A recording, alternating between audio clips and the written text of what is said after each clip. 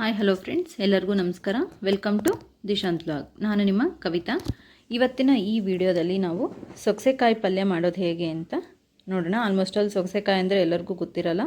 ನಾನು ತೋರಿಸ್ತಾ ಇದ್ದೀನಲ್ಲ ವಿಡಿಯೋದಲ್ಲಿ, ಈ ಥರ ಇಷ್ಟು ಉದ್ದವಾಗಿರ್ತವೆ. ಸೇಮ್ ಜವಳಿಕಾಯಿ ಥರನೇ ಇರ್ತವೆ ಇವೂ ಕೂಡ, ಆದರೆ ಉದ್ದ ಇರ್ತವೆ ತುಂಬ. ಈ ಥರ ಗಿಡದಲ್ಲಿ ಬೆಳೀತವೆ ಇವು.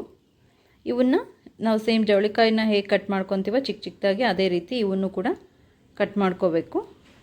ಈ ರೀತಿಯೇ ಕಟ್ ಮಾಡಿಕೊಂಡು ನಮಗೆ ಇವಾಗ ಇದನ್ನು ಮಾಡೋದಕ್ಕೆ ಒಂದು ಮೀಡಿಯಮ್ ಸೈಜ್ ಟೊಮೆಟೊ, ಒಂದು ಮೀಡಿಯಮ್ ಸೈಜ್ ಈರುಳ್ಳಿ ಕಟ್ ಮಾಡಿ ಇಟ್ಕೊಂಡಿದ್ದೀನಿ, ಕರಿಬೇವು, ಕೊತ್ತಂಬರಿ, ಮೆಣಸಿನ್ಕಾಯಿ, ರುಚಿಗೆ ತಕ್ಕಷ್ಟು ಉಪ್ಪು, ಬೆಲ್ಲ ಮತ್ತು ಪುಟಾಣಿ, 1 ಟೇಬಲ್ ಸ್ಪೂನಷ್ಟು ಪುಟಾಣಿ ಪೌಡರು. ಆಮೇಲೆ ಹಸಿ ಬಟಾಣಿ ಇತ್ತು, ಅದನ್ನು ಯೂಸ್ ಮಾಡ್ತಾಯಿದ್ದೀನಿ. ಇದ್ದರೆ ಸರಿ, ಇಲ್ಲಾಂದರೆ ನೀವು ಸ್ಕಿಪ್ ಮಾಡ್ಬೋದು. ಆಮೇಲೆ 1 ಟೇಬಲ್ ಸ್ಪೂನಷ್ಟು ಗುರಳ್ ಪುಡಿ, ಅರ್ಧ ಟೇಬಲ್ ಸ್ಪೂನಷ್ಟು ಮಸಾಲ ಮತ್ತು ಹಸಿ ಕಾಯಿ ತುರಿ, ಇದಿಷ್ಟನ್ನು ತೊಗೊಂಡಿದ್ದೀವಿ. ಈಗ ಮಾಡೋದು ಹೇಗೆ ಅಂತ ನೋಡೋಣ. ಒಂದು ಗ್ಯಾಸ್ ಸ್ಟವ್ ಮೇಲೆ ಒಂದು ಪ್ಯಾನ್ ಇಟ್ಟು ಅದನ್ನು ಬಿಸಿ ಮಾಡ್ಕೊಳ್ಳೋಣ. ಪ್ಯಾನ್ ಬಿಸಿ ಆದ ನಂತರ ಅದಕ್ಕೆ 2 ರಿಂದ 3 ಟೇಬಲ್ ಸ್ಪೂನಷ್ಟು ಆಯಿಲ್ನ ಹಾಕಿ, ಆಯಿಲ್ ಬಿಸಿ ಆಗಲಿ. ಆಯಿಲ್ ಬಿಸಿ ಆದ ನಂತರ ಸಾಸಿವೆ ಜೀರಿಗೆ ಹಾಕ್ಕೊಳ್ಳೋಣ. ಸಾಸಿವೆ ಜೀರಿಗೆ ಸಿಡಿದ ನಂತರ ಇದಕ್ಕೆ ಕರಿಬೇವು ಮತ್ತು ಚಿಕ್ಕದಾಗಿ ಕಟ್ ಮಾಡಿದಂಥ ಮೆಣಸಿನ್ಕಾಯಿ ಇವು ಹಾಕ್ಕೊಂಡು, ಮೆಣಸಿನ್ಕಾಯಿನ 1-2 ನಿಮಿಷ ಬೇಯಿಸ್ಕೊಳ್ಳೋಣ. ಬಾಡಿಸ್ಕೊಂಡ ನಂತರ ಈಗ ಚಿಕ್ಕದಾಗಿ ಕಟ್ ಮಾಡಿದಂಥ ಆನಿಯನ್ನ ಹಾಕ್ಕೊಂಡು ಇದನ್ನು ಕೂಡ ಚೆನ್ನಾಗಿ ಬೇಯಿಸ್ಕೋಬೇಕು. ಉಪ್ಪನ್ನ ಇವಾಗಲೇ ಹಾಕ್ತಾಯಿದ್ದೀನಿ, ಯಾಕಂದರೆ ಈರುಳ್ಳಿ ಬೇಗ ಬೇಯುತ್ತೆ ಅಂತ ಅಷ್ಟೇ. ಹಾಕ್ಕೊಂಡು ನೀಟಾಗಿ ಮಿಕ್ಸ್ ಮಾಡ್ಕೋಬೇಕು.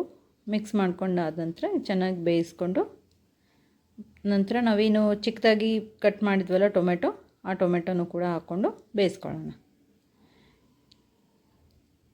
ಈ ರೀತಿ ಹಾಕ್ಕೊಂಡು ಬೇಯಿಸ್ಕೊಳ್ಳೋಣ ನೀಟಾಗಿ. ಟೊಮೆಟೊನೂ ಕೂಡ ನೋಡಿ, ಹಸಿ ಬಟಾಣಿ ಏನಿತ್ತಲ್ಲ ನಾನು ಇವಾಗಲೇ ಹಾಕ್ಕೊಳ್ತಾ ಇದ್ದೀನಿ. ನೀವಿದ್ದರೆ ಹಾಕ್ಕೊಳ್ಳಿ, ಇಲ್ಲಾಂದರೆ ಸ್ಕಿಪ್ ಮಾಡಿ.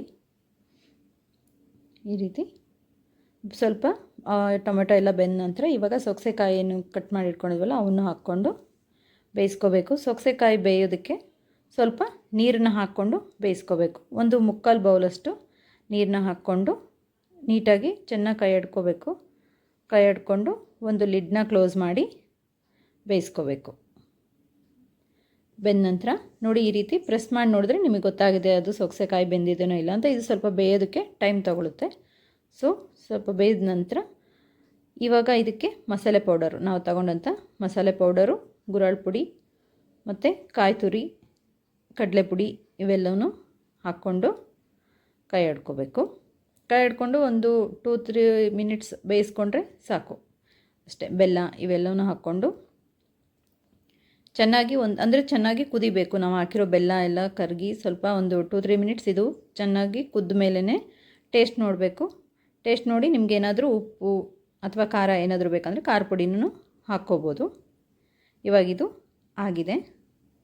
ಎಲ್ಲರಿಗೂ ಇಷ್ಟ ಆಗಿದೆ ಅಂದ್ಕೊತೀನಿ. ರೊಟ್ಟಿ ಮತ್ತು ಚಪಾತಿ ಜೊತೆಗೆ ಟೇಸ್ಟ್ ಮಾಡೋಕ್ಕೆ ತುಂಬ ಚೆನ್ನಾಗಿರುತ್ತೆ.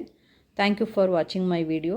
ಪ್ಲೀಸ್ ಸಬ್ಸ್ಕ್ರೈಬ್ ಮಾಡಿ, ಪಕ್ಕದಲ್ಲೇ ಕಾಣೋ ಬೆಲ್ ಐಕಾನ್ನ ಪ್ರೆಸ್ ಮಾಡಿ, ಲೈಕ್, ಶೇರ್ ಮಾಡಿ ಅಂತ ಹೇಳ್ತಾ ಈ ವಿಡಿಯೋನ ಮುಗಿಸ್ತಾ ಇದ್ದೀನಿ. Thank you.